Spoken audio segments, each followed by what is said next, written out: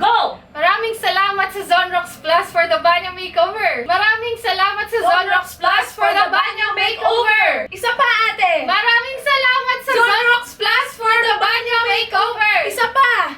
Maraming salamat!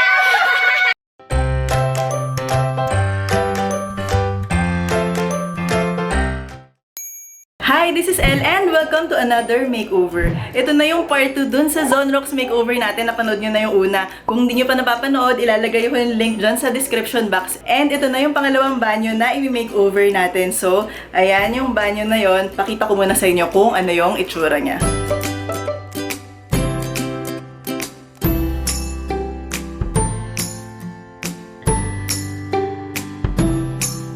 Ang sabi nila, sobrang tagal na daw yan, mga 30 years na yung banyo na yan, kaya hindi pa napapalitan, kailangan na talagang i-update lahat. So, papalitan natin lahat ng tiles, lahat ng fixtures, tapos pintura lahat, as in sobrang magbabago talaga, and bonggang-bongga yung changes na magaganap dyan sa banyo na yan. But before we start, please do subscribe to my channel for more home makeovers, design tips, design advice, and you may also follow me on Instagram. So, tara, start na natin tong makeover na to. Pili tayo ng tiles ngayon para sa banyo natin. Ang kailangan ko is yung parang medyo blue yung color dun sa wall. Tapos dun sa sahig at saka dun sa isang wall natin, light wood tiles naman. Ang cute nito mga subway tiles na to. Pero walang blue yung kailangan ko eh. Ito naman squares. Ito blue pero parang mas sobrang matingkad to. Maganda rin to. Actually gusto ko mga ganitong size eh. Kaya lang, kailangan natin mas fresh na kulay. Ikot pa tayo. Ooh, ang ganda ng pink. Shock, gusto ko itong gamitin someday. Ooh, blue. Wait. Ay, ito. Parang perfect. Tignan niya. Light lang yung blue niya, hindi sobrang tingkad. Ito na yung pipili natin tiles. So, one down tayo sa tiles natin doon. Tapos, next naman is yung... Ano ba yung next? Next is yung light wood naman. After natin piliin yung blue na tile, ang kailangan ko naman is yung wood-ish texture na tile natin. So, ito sila lahat. Kaso, masyadong malalaki tong side na yon. So, dito lang yung pwede nating pagpilian. Kaya nandito yung tile para makita ko ano yung pinaka-bagay dun sa design. Based dun sa initial na ginawa ko na design, yung plan, dito siya babagay. Kasi mas wala siyang orange tone, very gray lang siya, mas modern. Ito, kahit na pagtitignan mo wala yung blue, okay sila, mukha silang wood tone. Pero dahil ang kapartner mo blue, nagiging orange. Kapag ka malaki to, magmumukhang meron kang orange na wall. So, mas better na dito tayo sa neutral. Ayan na yung banyo si Kuya. Sabi nga malapit na daw siyang matapos. Itong blue, hanggang dito siya nabitin ako. So, padadagdagan ko pa siya ng 3 layer. Kaya bibili pa ako and papadala ko dito. Pero ayun na, nakikita ko na yung itsura niya. Ang cute niya. Thank you, Kuya.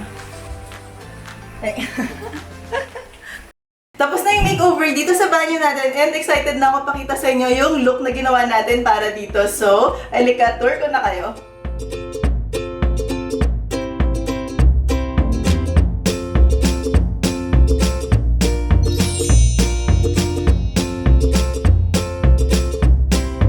So, ito na yung banyo natin. Di ba, ang laki ng difference, ang liwa-liwanag na niya, ang fresh na niya. Kasi before, 27 years, so almost 30 years na yung banyo na yun. And pinalitan natin lahat ng tiles kasi nasisira na, nagbabakbak na. Kaya, ito, ang pinili nating tiles is ito, wood grain na tiles, pati yung sa flooring, ganon. Para mukha siyang seamless from ganyan, diretso sa ganon. So, visually, ang seamless ng itsura ng floor to the accent wall. Pero syempre, para mas masaya tong space, mas modern, kasi yun yung request nila, mas modern. Kaya naglagay tayo nitong blue na tiles dito sa left and right. Hanggang pa ganyan. Actually, paikot to. So, ang ganda lang niya kasi ito medyo mas serious, modern lang, pero ito biglang naging happy. Before, walang separation to, like open to lahat. Nilagay natin tong shower curtain na to. Ang ganda oh. Ang cute. So, copper siya, geometric lang. Bagay pa rin siya dun sa theme natin na modern, ganyan. Tapos, bright lang. Tapos, na-complement lang niya yung buong banyo. Tapos, pinalitan natin yung shower nila. Actually, maalala niyo before, nandito nakalagay yung shower ba? May shower ba? Hindi ko sure, pero nandito yung gripo nila sa side na to. Pero, sabi nila contractor, yung gumawa nito, madali lang nila malilipat dito kasi parang basta yung linya na sa ceiling or something. Parang ganon. Pero yun, nilagay na lang nila dito para at least lahat ng plumbing nandito sa isang side. Tsaka visually, mas maganda rin na nandito lahat ng shower. Tapos ayun, meron na silang working na shower, working na gripo. Tapos, naglagay rin tayo dito ng shelf nila para lalagyan ng mga toiletries, shampoo nila, sabon nila, nandyan din lahat. Then, dito naman sa side na to, kasi walkway lang to, wala ka na ibang malalagay dyan. Naglagay tayo ng konting artwork at saka naglagay tayo dito ng hooks para sabitan nila ng towel nila. Yun, ang ganda nga, black yung pinili ko dito kasi dito lahat, black yung feel natin, makikita niyo later. And yun nga, medyo ang gusto ko dito sa space is happy, modern, pero may touch ng industrial, ganyan. Kaya, alika, tignan nyo tong kabilang side. Ito na, yung favorite part ko, ang cute-cute nila.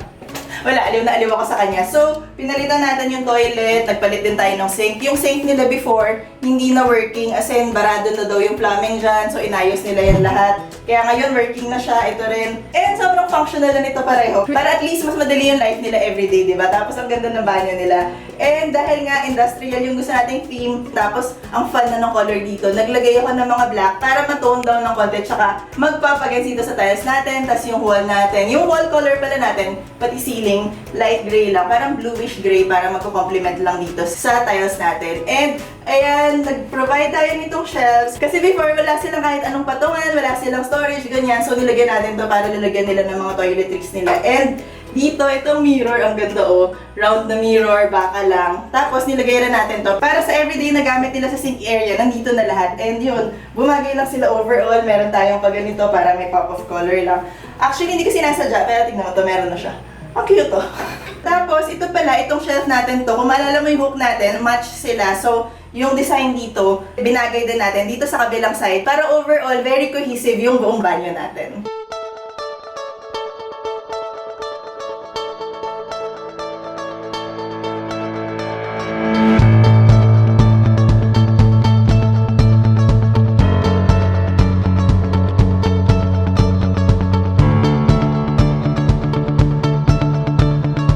So that's our makeover dito sa banyo natin na to, and sobrang naaliw ako sa kanya. Gusto ko yung combination na ginawa natin dun sa tiles natin na wood na biglang may modern na blue, tapos bumagay sila together with all the black accents, industrial. Sobrang cute niya. Sana ma-happy sila dito. Hindi pa nila nakikita tong banyo na to dahil meron tayong reveal sa kanila.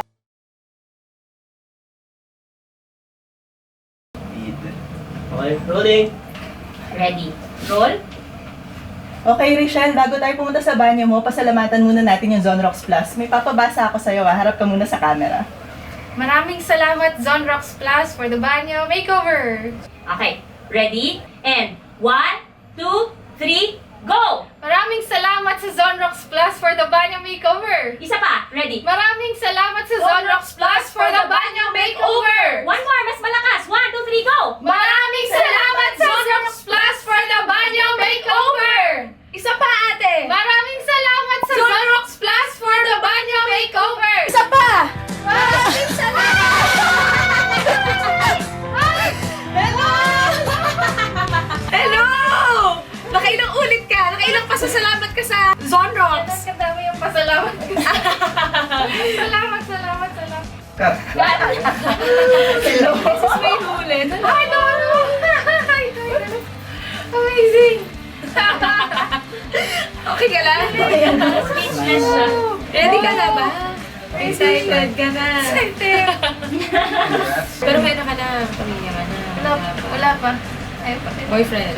Oo, gusto na mag-asawa. Boyfriend. Gusto na mag-asawa. Ano ka ba? Hindi namin nasabi sa'yo. Kasama namin ng boyfriend mo. Tara na! Uy, ito ka. I-reveal na natin yung banyo sa kanya. Ano feeling mo? Oh my God. Nandito si Maine. Sinurprise siya.